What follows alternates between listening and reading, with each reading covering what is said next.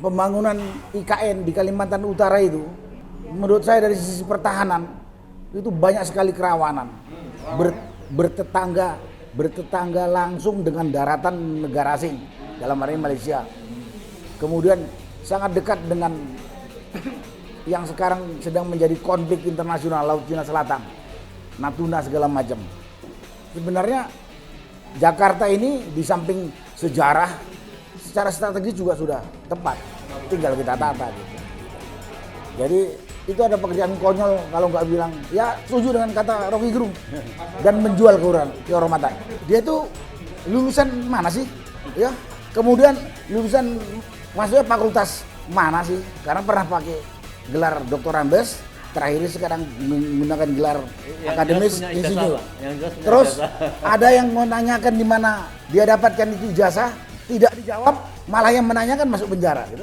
Bambang Tri. Saya masih ingat dengan janji-janjinya Jokowi sebelum jadi presiden. Janji itu mungkin 66. Nggak tahu berapa puluh gitu, tapi 90% pun nggak ada yang terselesaikan gitu. Kemudian kebohongan-kebohongan yang dilakukan juga begitu banyak. Menterinya juga begitu. Saya ingat Mahfud MD sebelum jadi menteri mengatakan, seorang pemimpin kalau sudah nggak punya legitimasi di mata rakyat, turun, nggak usah disuruh. Sekarang rakyat minta dia turun, ditemui pun tidak. Ya, ditemui pun tidak. Padahal yang bersangkutan Jokowi ini mengatakan, saya rindu di demo. Tapi setiap ada demo tidak pernah ditemuin untuk berdiskusi.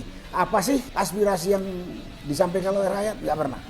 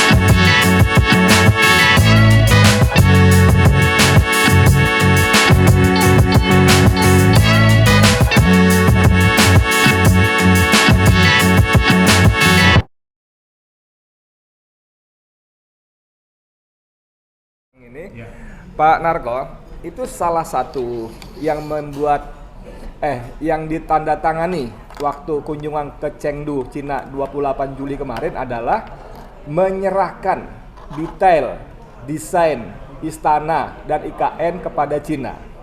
Padahal kalau istana itu kan kalau sampai diserahkan detailnya kepada asing itu kan sama saja, kalau saya yang awam nih ya, secara kedaulatan keamanan kan rawan sekali.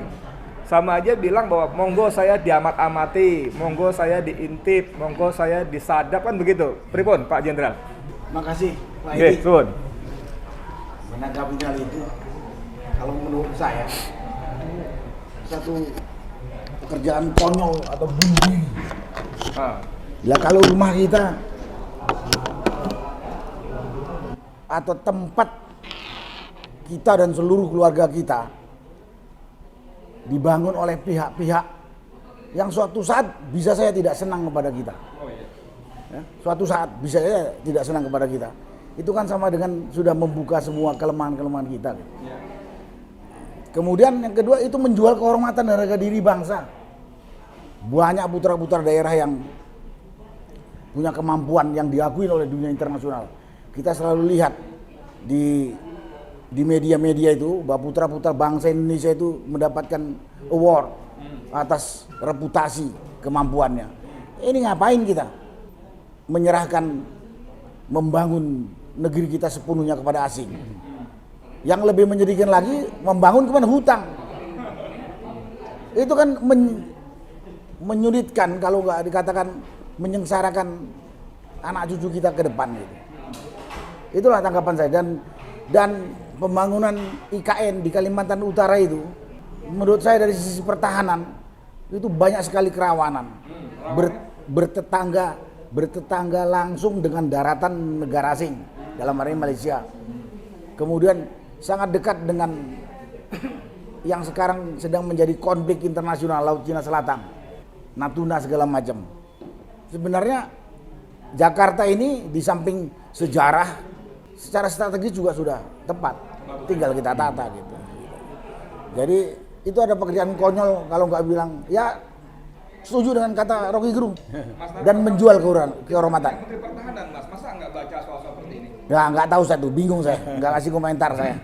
Mungkin Dia sudah terkesima sama presiden kita itu, kerjanya memuji dan ya dia mengatakan, Menteri Pertahanan mengatakan Jokowi sebagai presiden sudah on the track, nggak tahu track mana yang diikutin. Iya kan gitu. Mungkin itu Pak Edi, sebelum ke Pak Marwan lagi. Saya sedikit saya tahu. Nah, kemudian sedikit ya, Iya, Pak. iya. Saya mau lanjutkan di luar itu tadi, Pak. Pak Edi. Tadi kan dari sisi ekonomi, dari sisi politik, dari sisi hukum udah disampaikan oleh teman-teman, dari mulai Pak Antoni, Pak Marwan, juga senior saya Pak Harto. Saya melihatnya pemerintah ini diisi oleh orang-orang yang tidak jelas. Kemampuan tadi udah dikatakan oleh Pak Harto. Dia itu lulusan mana sih? Ya. Kemudian lulusan maksudnya fakultas mana sih? Karena pernah pakai gelar Dr. Andes, terakhir sekarang menggunakan gelar Yang akademis jelas punya insinyur. ijazah, Pak. Yang jelas punya Terus ijazah. ada yang menanyakan di mana dia dapatkan itu ijazah, tidak dijawab, malah yang menanyakan masuk penjara gitu. Bambang Tri. Nah, orang-orang seperti itu jadi pemimpin, kita bisa bayangkan. Saya masih ingat dengan janji-janjinya Jokowi sebelum jadi presiden. Janji itu mungkin 66. nggak tahu berapa puluh gitu, tapi 90% pun nggak ada yang terselesaikan gitu. Kemudian kebohongan-kebohongan yang dilakukan juga gitu banyak. Menterinya juga begitu. Saya ingat Mahfud MD sebelum jadi menteri mengatakan, seorang pemimpin kalau sudah nggak punya legitimasi di mata rakyat, turun, nggak usah disuruh. Sekarang rakyat minta dia turun, ditemui pun tidak. Ya, ditemui pun tidak. Padahal yang bersangkutan Jokowi ini mengatakan, saya rindu di demo. Tapi setiap ada demo tidak pernah ditemuin untuk berdiskusi. Apa sih aspirasi yang disampaikan oleh rakyat? Nggak pernah. Jadi yang perlu saya sampaikan pada kesempatan ini, dalam dunia yang begitu modern, begitu murah untuk mendapatkan informasi, janganlah lagi berkata bohong, janganlah menipu rakyat. Rakyat tahu semua itu dampaknya menimbulkan ketidakpercayaan, kalau kata muak pada pemerintah ini, karena sudah tidak ada kepercayaan. Menterinya ada yang sombongnya kayak nggak bisa mati, sombongnya kayak nggak bisa mati. Jangan tentang gua gitu. Saya ini tentara, saya nggak tahu tentara yang mana itu kan. Padahal kita tahu siapa dia, dan dia itu hidup digaji untuk makan dia dan keluarganya dari rakyat. Rakyat tanya, dia marahin. Ada menteri yang memuji-muji. Ya, mungkin itu kalimat lain dari menjilat. Dan jangan kira rakyat tidak tahu itu gitu. Dampaknya rakyat sudah tidak percaya kepada rejim ini. Saya kemarin juga ikut menandatangani petisi untuk majulkan Jokowi. Tapi saya nggak tahu diproses tidak atau dibaca atau tidak itu. Saya tidak tahu. Itu suara rakyat. Sama juga yang disampaikan Rocky Gerung, itu suara rakyat. Karena kejengkelan rakyat, ketidakpercayaan kepada rakyat terhadap pemerintahan ini. Akibat apa? Ketertutupan komunikasi. Presiden diajak di demo, diajak diskusi, nggak datang. Menteri ngancam kalau ini. Padahal yang milih dan membiayai hidup pengelola negara ini adalah rakyat. Katanya pemegang kekuasaan atau pemegang kedaulatan negara ini rakyat. Tapi rakyat nggak pernah digubris. Apalagi kalau melihat masalah keadilan yang disampaikan tadi oleh senior saya, Legend Soeharto. Dari sisi hukum, politik, ekonomi. Kalau dijelaskan dalam forum ini, 1 hari nggak selesai. Ketidakadilan itu. Dan kasat mata. Dulu saya pernah mengatakan, mungkin pemerintah itu nganggap ini rakyat ini buta, tuli, dan tolol. Enggak, rakyat cukup pinter dan rakyat matanya cukup terang melihat itu. Jadi kalau ada gejolak-gejolak ini, saya hanya berharap temui, ajak diskusi, dan akui kalau salah. Kalau enggak, akan menjadi kondisi negeri. Dan banyak lagi hal-hal lain yang saya lihat memang membuat rakyat tidak percaya, membuat rakyat muak dengan kondisi yang dihadapin. Semua ini karena kesayangannya kepada negara, kesayangan kepada bangsa, sayang pada keturunannya, anak cucunya yang khawatir karena negara ini sudah istilahnya Pak Edi nggak tahu tergadai atau terjual kepada asing. Itu yang ditakutkan, bukan karena kita punya maksud mau menghancurkan negara ini, tidak. Radikal itu muncul karena ketersumbatan komunikasi. Cuman tuduhannya radikal. Menurut saya akibat ketersumbatan komunikasi antara rakyat dengan orang-orang yang diberi amanah untuk mengelola negara ini. Baik eksekutif, legislatif, yudikatif. Lembaga ini tiga-tiga sudah koruptif, banyak buktinya.